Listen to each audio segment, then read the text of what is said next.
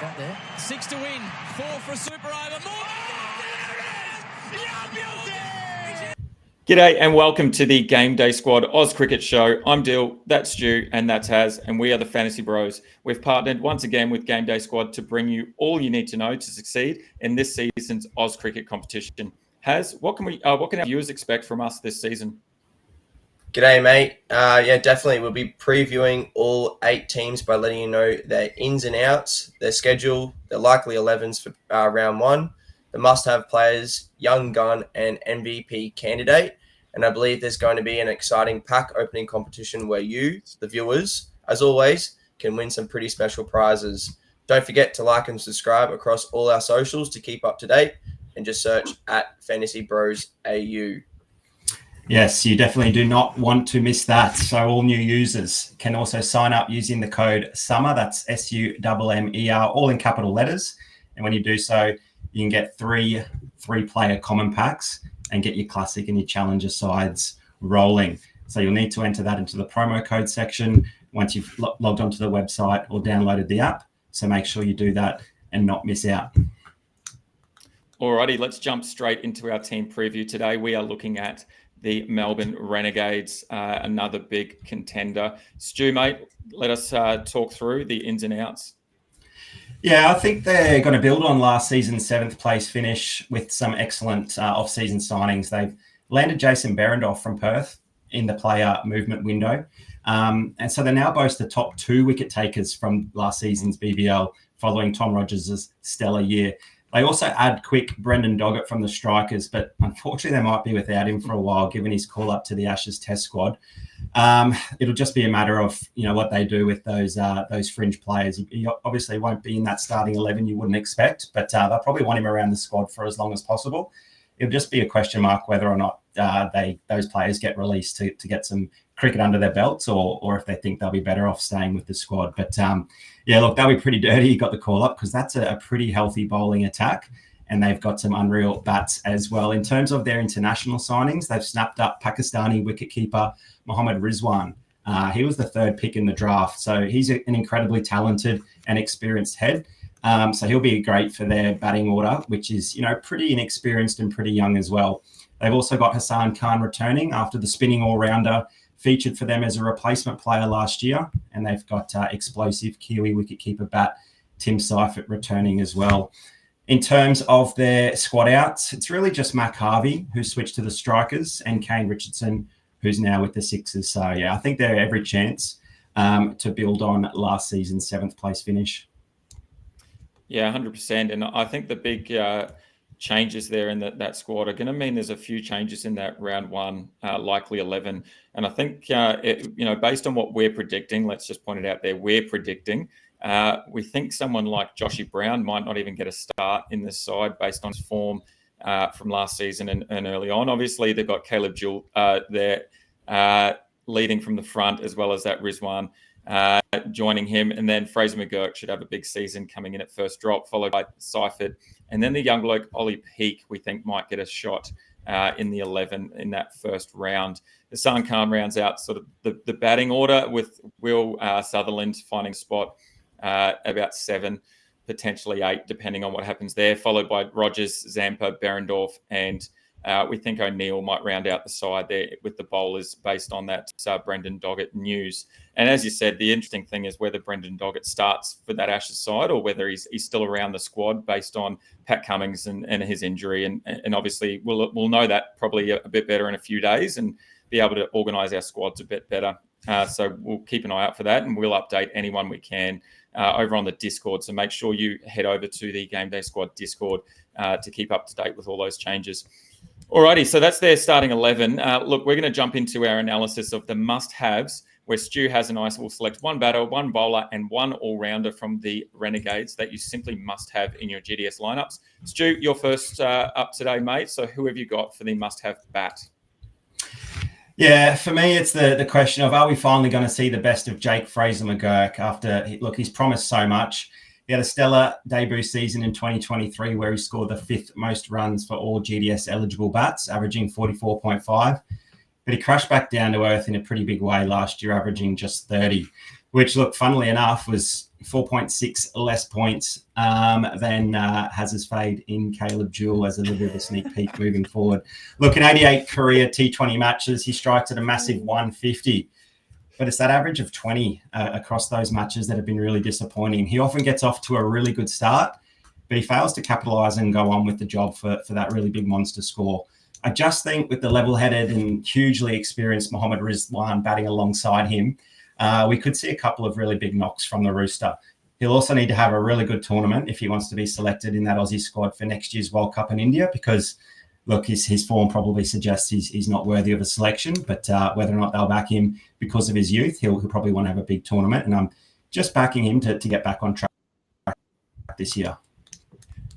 Yeah, I really like Jake Fraser-McGurk. And you just go back to one of the last games of the regular season last season and have a look at what he did against the Heat. 95 in that game he hit against the Heat. And he spoke about his relationship with Davey Warner and the sort of the mentoring that Davey Warner has given him. And he feels like that was really attributed to his success with the bat. So if we can see more of that, I think definitely Jake Fraser-McGurk is going to be one to have in your sides moving forward. Alrighty, what about the bowler, Has? You've got the bowler, and who is your bowling must-have?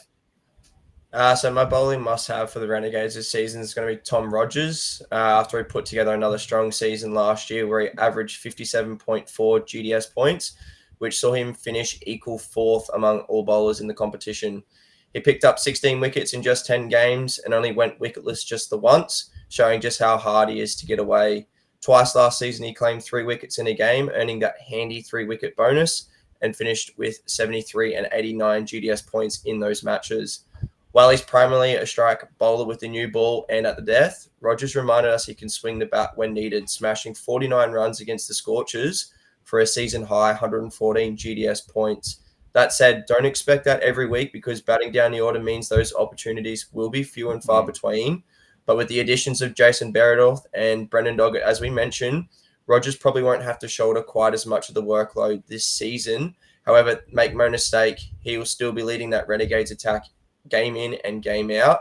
With his consistency and wicket-taking ability, he remains a really solid fantasy option once again this year. Yeah, definitely. I have to agree. The thing I liked last season is it wasn't that he was written off. No one really talked about him leading into the season, and then he just went absolutely bang. And like you said, went wicketless only once. So another really good option. And I think we'll be making sure we've got plenty of Tommy Rogers in our sides. Look, my all-rounder is the captain in Will Sutherland. And this time last year, Stu and I went back and forward and pretty much spent the whole preseason questioning if Will Sutherland was going to play or not. And it became a bit of a joke based on that the injury and whether he would be in there. But now, look, the captain of the Renegades is fully fit and hopefully he's firing on all cylinders. He really looks poised to continue that role that he has in the team, coming out to bat at 7 and rolling the arm over more times than not, which really sort of leads to that all-rounder tag. And the key for me is, as we talk about with a lot of all-rounders, is playing a 3-dimensional game and making sure that he's scoring with bat, ball, and then in the field as well. And last year, we really saw season highs of 70 runs against the Scorchers, a 3-wicket haul against the Hurricanes, as well as 5 catches over 10 games from Will Sutherland. So he's definitely got that in his game. And he ended up finishing the regular season with an average of 22.4 GDS points with the bat, 29.1 with the ball, and then 5.5 in the field as well. So we knew that no matter what, if we played Sutho, that we were going to get a pretty decent floor, and then he has that ceiling that's quite high to be able to ensure, we've got a decent option there and a consistent option. That was enough, that average for Sutherland to actually finish 6th best all-rounder for the season. At times, though, it seemed like he wasn't up to scratch compared to some of the other all-rounders, but he actually finished quite strong as well. The other thing I like is more recently in his lead up to the preseason, he's had games against for Victoria and Australia A, where he continued to contribute with both bat and ball. He hit 83 in 4 innings and taking 5 wickets in 5 innings across those few games. So he really knows how to contribute. And the thing for me is the Big Chief is going to feature in a lot of people's teams.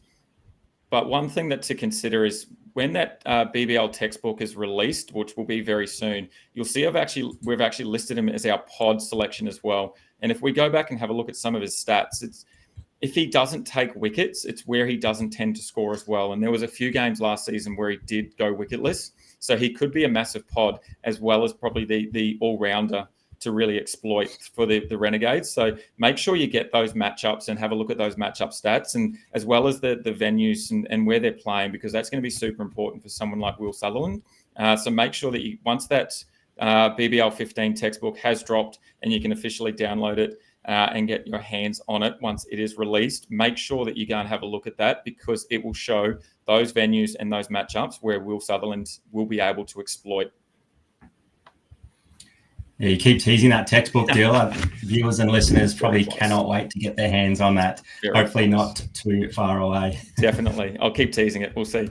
Alrighty, let's jump across to our young gun, fade, and MVP. And once again, I'm going to kick it off here with the young gun. We spoke about it at the top of the show. It is Ollie Peake. He's one of the youngest signees for the Big Bash this season. And there's plenty of reasons why the Renegades really like him. They've worked hard to re-sign this kid for Big Bash 15, and it really shows the confidence that they have in him and what he's been doing over the last couple of seasons. If you go back and have a look at his stats last season, he only had the one at bat. He came in at 4 against the Heat, and he hit 19 runs off 21 balls. That included a couple of 4s. But the key for me is you go back earlier in the season and have a look at that top end T20 series where he really shone, and he was part of that Renegades Academy squad. He finished the series with 163 runs from 6 innings at a strike rate of 135.